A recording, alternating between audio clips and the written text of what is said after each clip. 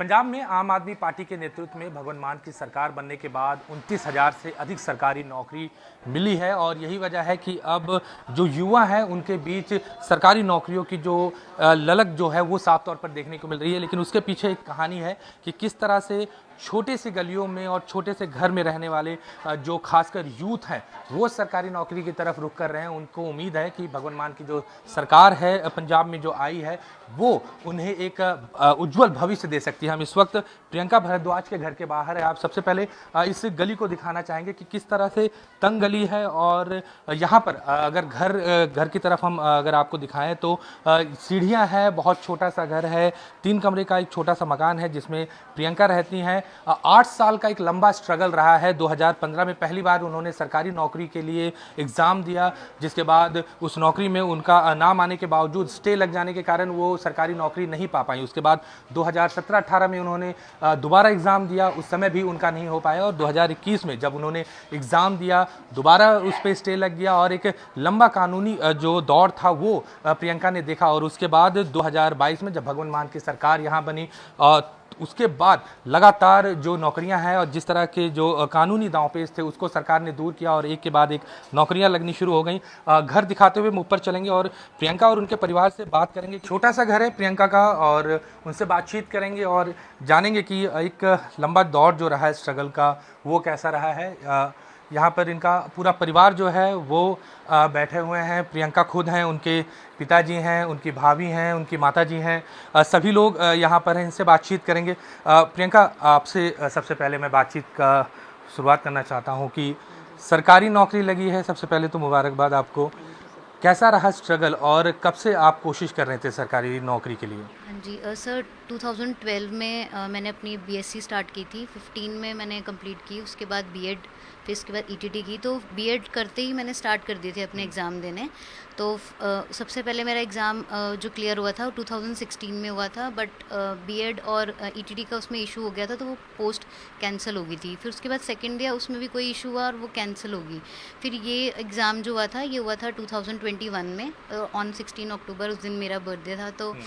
तो उसके बाद दिसंबर में ये क्लियर हुआ। फिर इसमें भी स्टे हो गया। मेरा डॉक्यूमेंट वेरिफिकेशन हो चुकी थी फेब तक, बट उसके बाद मुझे ये लगा कि अब कुछ नहीं होगा क्योंकि स्टे लग गई, कैंसिल हो गया था। तो साल हो गया था वेट करते हुए, हमें था कि नहीं होगा। मैंने आइल्स भी अपना क्लियर कर लिया था इस चक्कर में कि शायद मतलब ये पोस्ट नहीं होगी तो मैं बाहर ही चल जाऊँ, क्योंकि मेरी एज भी 27 हो गई है। तो मुझे लगा पेरेंट्स का प्रेशर भी होगा और शादी का भी एक टाइम पे आ ही जाएगा, तो बाहर जाना ही बेटर रहेगा अपने करियर के लिए। तो बट एकदम से 1 साल बाद इसकी नोटिफिकेशन आई तो मेरे 65 मार्क्स थे, तो 66 तक इन्होंने रख लिया था सबको और मेरा फिर वेटिंग में आ गया था। बट 65 के बाद उसके बाद थोड़ी सी हमें हिंट मिल रहे थे कि शायद आ जाएंगी पोस्ट, पर जैसे ये सरकार आई, आप सरकार की वजह से एकदम से हमें 15 मई को एकदम से नोटिफिकेशन आई। 16 को हमें अपॉइंटमेंट लेटर मिला और 17 को ही मेरी ज्वाइनिंग हो गई थी साथ। मतलब 8 साल का जो स्ट्रगल है वो सिर्फ 72 घंटे में वो पूरा हो गया। हाँ जी बिल्कुल। मैं बहुत खुश हूँ इस चीज़ से कि इस सरकार ने मतलब बहुत जल्दी हमारी करवाई। और 31 को मेरे पापा की रिटायरमेंट भी थी, 31 मई को। तो मेरी विश भी थी कि पापा की रिटायरमेंट से पहले मेरी जॉब लग जाए और वो हो भी गया। मतलब पिता का सहारा बन के आप उभर रही हैं। हाँ जी। और ये एक सवाल ये है कि 2015 में आपने जब पहली बार एग्ज़ाम दिया था तो क्या लगा था कि इतना लंबा सफ़र हो सकता है, या उम्मीद थी कि जल्द से जल्द हो जाए? क्योंकि लोगों को सरकारी उम्मीद, जब सरकार एग्ज़ाम क्लियर होता है तो उम्मीद होती है कि जल्द से जल्द नौकरी लग जाए। हाँ जी सर, मतलब उस टाइम पे मतलब हम इतने एलिजिबल नहीं थे। 2017 में मेरी बीएड कंप्लीट होनी थी, तो मैंने वैसे एक रैंडम एग्ज़ाम दिया था, तो मेरी फ्रेंड की लग गई थी उसमें एग्ज़ाम। तो मुझे था कि इसके बाद 18 में जो एग्ज़ाम आएगा उसमें मेरी लग जाएगी, क्योंकि मेरी प्रिपरेशन थी उतनी अच्छी। बट नहीं, उस टाइम पे स्टे का इशू और बीएड और ईटीटी का इशू की वजह से नहीं हुआ। और मुझ पर इतना नहीं पता था कि इतना लंबा जाएगा ये। इस दौरान आपने अपनी ज़िंदगी में क्या क्या पड़ाव फेस किए हैं?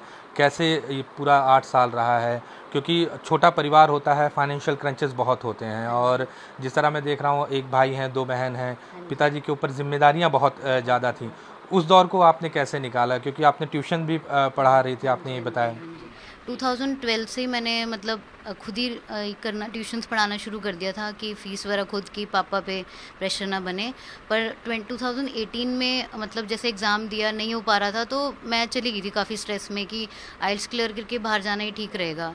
तो 2021 में कोविड आया, तो एकदम से घर में 6 मेंबर्स की डेथ होगी, तो घर में बहुत बुरा माहौल हो गया था। तो मुझे यही लगा कि मैं नहीं पढ़ पाऊँगी। ये कोविड के दौरान हुआ? हाँ जी, हाँ जी। तो मुझे ये था कि अब एज भी निकल रही है, ऊपर से कोविड की वजह से और नहीं पढ़ पाऊँगी, तो मैंने यही सोचा कि मैं नियर बाय पीजी ले लेती हूँ कि अगर घर में कोई प्रॉब्लम होगी तो मैं साथ जल्दी आ भी जाऊँगी और साथ में मैं मतलब वहाँ पे पढ़ती भी रहूँगी। तो उसमें मैंने 21 में ये एग्ज़ाम दिया था वहाँ पे पढ़ के, तो और वही क्लियर हो गया।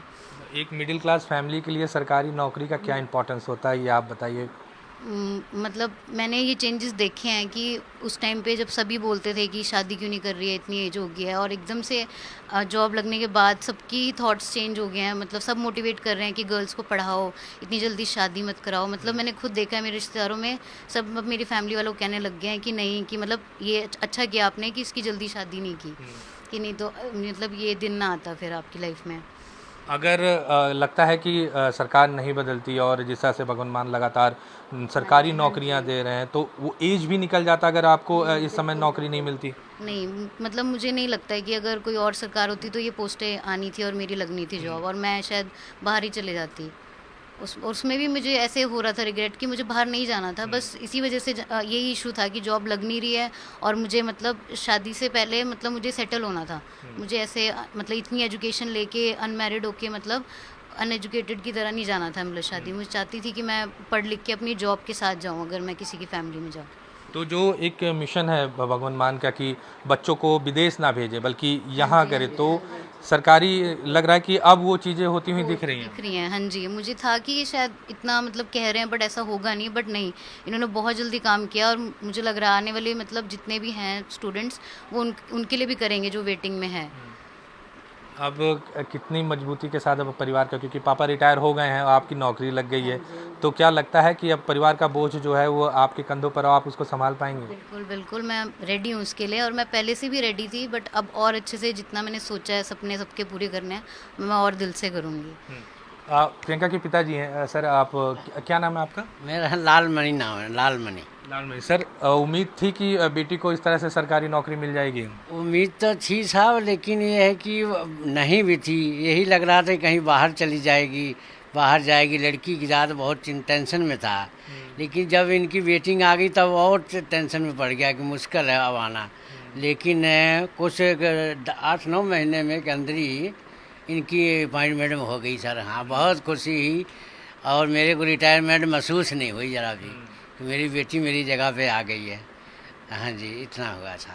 तो और ये पूरा दौर कैसे गुजरा, 6-7 साल जिस तरह इसने प्रियंका ने स्ट्रगल किया, कितना सपोर्ट था आपका? मेरा सपोर्ट साहब बेटी के लिए बहुत कम था। इसने अपनी ही मेहनत से ट्यूशनें पढ़ा के करी हैं। बाकी जो कहीं थोड़ी बहुत ही कमी पड़ती थी मैं ज़रूर पूरा कर देता था, ना नहीं करता था। हाँ जी, हाँ किसे, हाँ। लेकिन एक पढ़ाई का दौर होता है, और जब उम्र निकलने लगती है तो बाप को इस बात की चिंता होती है कि बेटी की शादी करनी है और पढ़ाई हो रही है, उम्र निकल रही है। हाँ, चिंता बहुत थी, इस बात की बहुत चिंता थी कि ये जा रही है और जॉब नहीं लग रही है, अब क्या करें। बहुत चिंता थी साहब इस बात की। लेकिन चलो बेटी ने मेरा साथ बहुत हिम्मत से अपना काम कर लिया और जॉब हासिल कर ली। पंजाब सरकार का भी बहुत बहुत धन्यवाद करता हूँ कि बच्चों को मेहनत करके पैसे लगा के पढ़ रहे हैं, और उनको आगे तक मतलब सफ़र मिलना चाहिए सही। तो लग रहा है कि अब पंजाब के जो युवा हैं जो बाहर जाने की सोच रहे थे, अब यहीं रुकने की सोचेंगे। बिल्कुल, इनका देखो 40-50 हज़ार रुपये लग गया जॉब का वहाँ डॉक्यूमेंट भेजने में। लेकिन अब नहीं भेजेंगे, चाहे आ भी जाए ना, अब नहीं भेजेंगे, अब यहीं रहेंगे जी, पंजाब में अब सर जॉब कराएंगे जी। हाँ, माता जी, बेटी की सरकारी नौकरी लगी, जब खबर मिली आपको और अपॉइंटमेंट है, तो क्या सबसे पहले क्या आया मन में? बहुत खुशी हुई जी। पहला तो हमने सोचा कि उनके रिटायरमेंट की आई है, फिर जब सब बधाई देने लगे कि बेटी की आई है तब पता चला हमें, फिर खुशी हुई जी बहुत। जानकारी कैसे मिली आपको? इनके स्कूल के आगे ना साथियाँ, हाँ, तो हमने सोचा कि भी इनके घर वाले के रिटायरमेंट के आए हैं, हमें बिल्कुल पता नहीं था, और एकदम से आगे हम ऐसे हो गए भी क्या हो है। फिर पता चला कि जहाँ बेटी की नौकरी लगी है, फिर बहुत खुशी हुई जी। अच्छा, बेटी ने बहुत स्ट्रगल किया है, तो कहते हैं कि माँ का साथ बहुत ज़रूरी होता है, कितना साथ रहा आपका? बस जी जितना भगवान की कृपा थी। हाँ जी। तो ये प्रियंका है और उनका पूरा परिवार जो साफ तौर पर कह रहा है कि किस तरह से जब से भगवंत मान की सरकार आई और जो कानूनी दांवपेच के कारण जो नौकरियां नहीं लग पाती थी, कभी स्टे लग जाना या किसी कारण से देरी होना, वो नई सरकार आने के बाद वो सारी बाधाएं बहुत तेज़ी से दूर की गई। और यही वजह है कि प्रियंका जैसे हज़ारों जो और भी नौजवान हैं, युवा हैं, उनकी सरकारी नौकरी लगी। और ख़ासतौर पर जिस तरह खुद प्रियंका कह रही हैं कि विदेश जाने का उनका सोच थी कि जल्द से जल्द वो विदेश चले जाएं, क्योंकि यहाँ पर कुछ हो नहीं रहा था, कोई नौकरी नहीं लग रही थी, सरकारी नौकरी नहीं लग रही थी। लेकिन जब अपॉइंटमेंट लेटर आया तो चेहरे पर ना सिर्फ प्रियंका के बल्कि पूरे परिवार के चेहरे पर खुशी थी। और यही वजह है कि पंजाब के जो युवा हैं अब सरकारी नौकरी की तरफ देख रहे हैं और पंजाब में रहकर पंजाब को आगे बढ़ाने की जो कोशिश है वो युवाओं की साफ तौर पर देखने को मिल रही है। चंडीगढ़ से कैमरा पर्सन इंद्रजीत के साथ अमित पांडे, न्यूज़ 24। नमस्कार, मैं हूं मानक गुप्ता। अगर आपको हमारा ये वीडियो पसंद आया हो तो इसे लाइक और शेयर जरूर करें, और हाँ, हमें सब्सक्राइब और फॉलो करना ना भूलें ताकि आप देश और दुनिया की कोई खबर मिस ना करें। तो जुड़े रहिए हमारे साथ और देखते रहिए न्यूज़ 24।